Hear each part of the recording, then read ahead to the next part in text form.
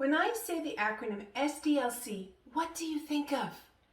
If you come from a technical background, you may think that I'm referring to the term software development lifecycle or systems development lifecycle.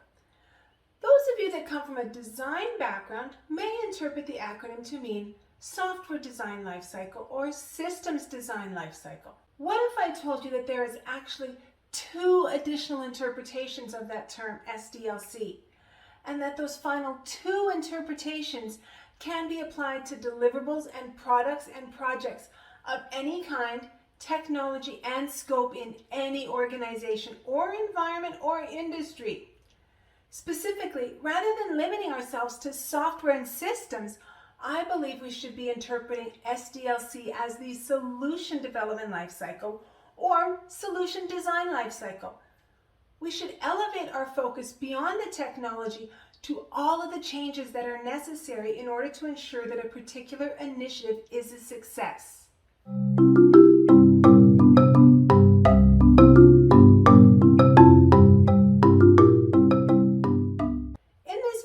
I'll provide a basic illustration of the phases and activities associated with a software development lifecycle and the systems development lifecycle. And then I'll compare that to the phases and activities of a software or solution design lifecycle. Then we'll have a discussion of the phases and activities of a solution development lifecycle and by extrapolation the solution design lifecycle. I'll also discuss why I believe it's important for business analysts and project managers to think in terms of the whole solution. Finally, at the end of this video, I'll provide some practical perspective on how the roles and responsibilities of the project manager and business analyst and other teams vary between the different environments. Now, before we get going, remember, if you like what you hear, click that thumbs up icon. If you want to be notified when I publish additional content, please click that subscribe button. So let's start with a definition of the traditional software development lifecycle. Depending upon where you look, the phases may vary, but they're basically about 7 steps. Requirements analysis, when you understand what is expected. Planning, which might involve product management planning or project management planning. Then there's the design phase, when you actually figure it out what is you're going to be building. And then, of course, there's the development or construction or execution phase, which is followed by a testing phase, deployment, and then operations, maintenance, and support. This process might be applied in a traditional waterfall, predictive, or linear approach, or an incremental approach, or an agile or iterative approach. The end result is the same, a software product. So what's the difference between a software development lifecycle and a systems development lifecycle? To be honest, at a high level, the process is the same. The difference comes in the scope and breadth of the product that is being developed. As defined by Wikipedia, the systems development lifecycle is the process for planning, creating, testing, and deploying an integration of components for collection, storage, and processing of data. So what does that really mean? It means that the information system is a collection of hardware, software, and other components, some that may be developed locally or some that may be acquired via a third party. It's the integration of the components that's important, and this may be done by a team within your organization or by a third-party system integrator. So what's the real difference between a software development lifecycle and a system development lifecycle? The difference is in the product that's developed. If your team is developing a single software product or even several interrelated software products, your team is following a basic software development lifecycle. But if your team is integrating combinations of hardware and software and databases and input and output peripherals, then you're applying a systems development lifecycle.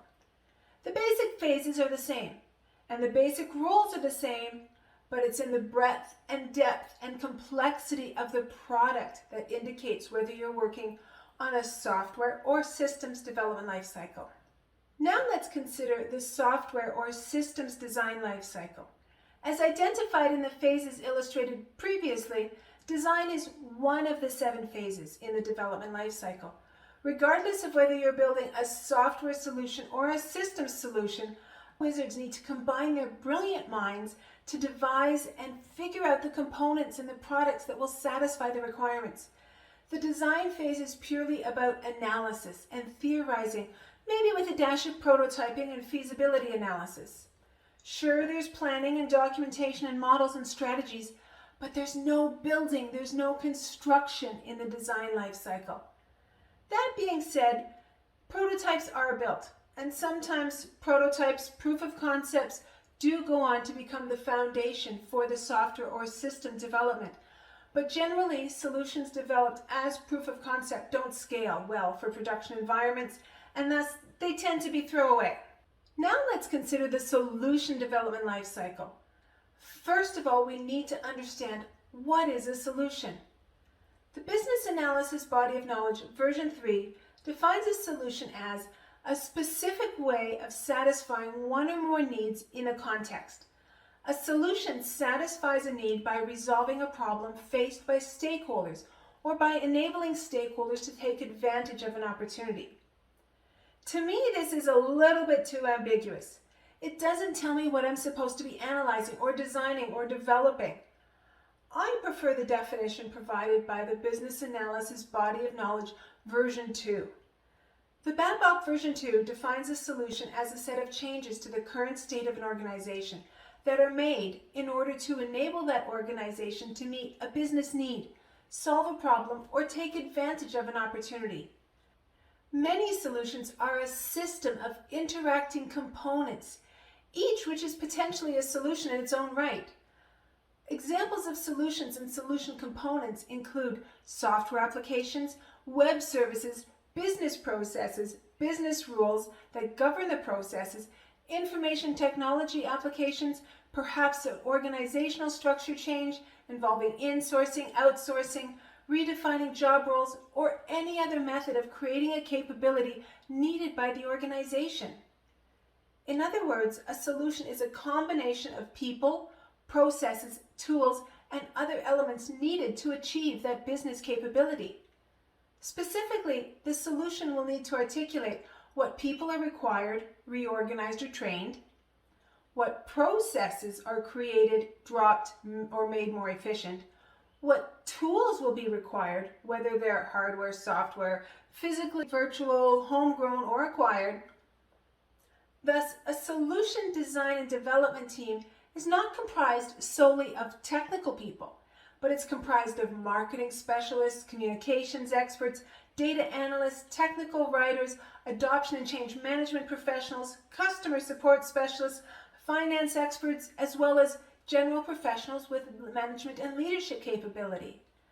There's so many elements to consider: functional, non-functional, operations, marketing, support, communications, and many more, in order to ensure that the adoption of the solution, adoption of the product, is a success. It's not sufficient just to develop a piece of hardware or software or a new process.